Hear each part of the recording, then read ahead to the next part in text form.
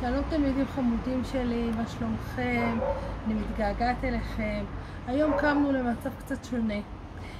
תכננתי לכם, אתם יודעים, כמו בכל יום שישי, פרשת השבוע שאנחנו לומדים בכיף, וגם סיפור לשבת, אבל המצב השתנה, ואנחנו נשארנו בבית. חלקכם ראיתי היום בזום שהיה של בית הספר, ושמחתי מאוד לראות אתכם בזום.